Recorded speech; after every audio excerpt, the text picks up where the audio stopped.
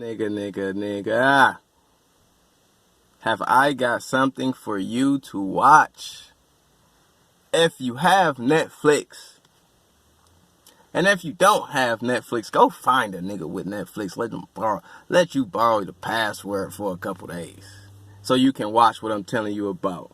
So you can get some food for the soul. So you can get some laughter in your life, while talking about real shit, real issues to today's society. I am talking about Dave Chappelle. Dave Chappelle, my nigga. Sticks and Stones. I don't know if it dropped this morning. I don't know if it dropped last night. All I know is that motherfucker dropped on Netflix. So if you have a subscription, or if you got a homie with one, get that motherfucker to watch this. Why? For one, it's food for the soul. If you love laughing like I do, if you know my laugh, I was screaming all through the house because this shit is comedy. But it brightens your day. It feeds you something. It makes you feel good about life to laugh. And Dave, the comedic philosopher, always offers that. And for two, it's thought-provoking.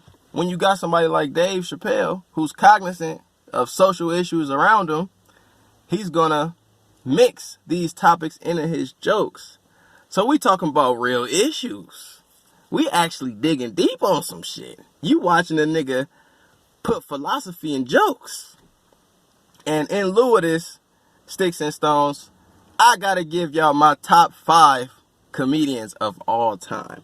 Well-roundedness. But before I do that, we're gonna talk about Sticks and Stones and what I liked from it. First off, the title, the adage. Sticks and stones may break my bones, but words may never hurt me.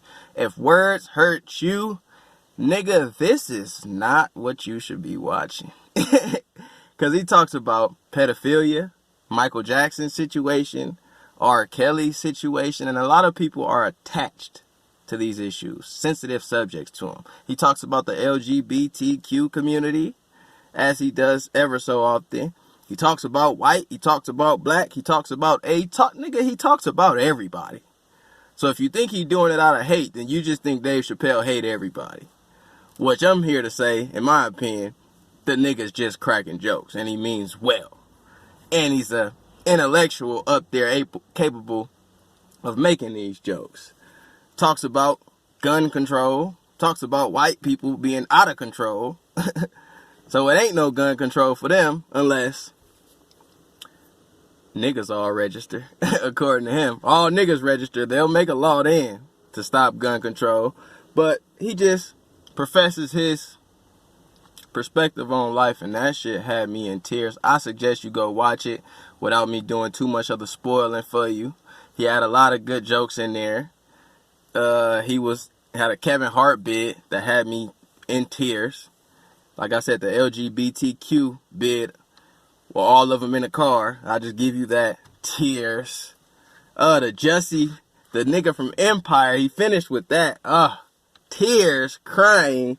But all shit pertinent to today, the nigga meshed in a comedy segment to have you dying, and he fed you realness. And I can't do nothing but salute my boy Dave Chappelle for doing that for the last 3, 4, 5 years since he done came back from his hiatus.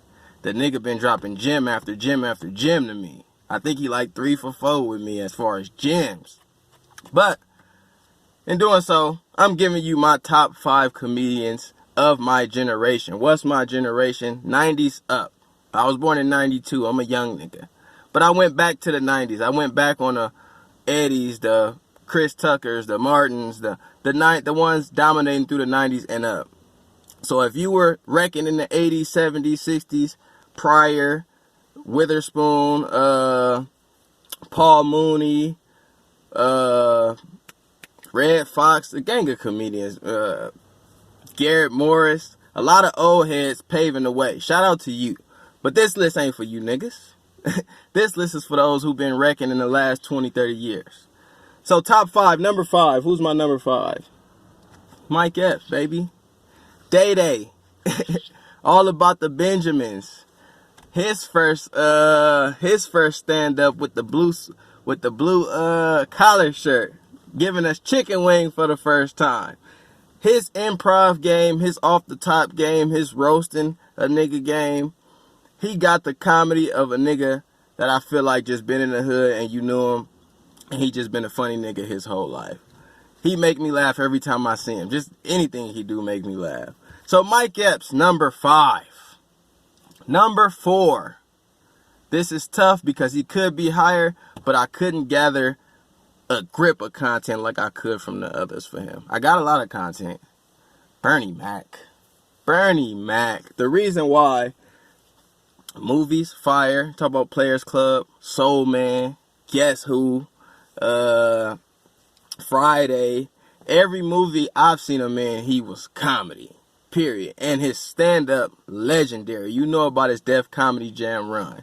Was probably the ultimate top dog of that shit when he came to perform.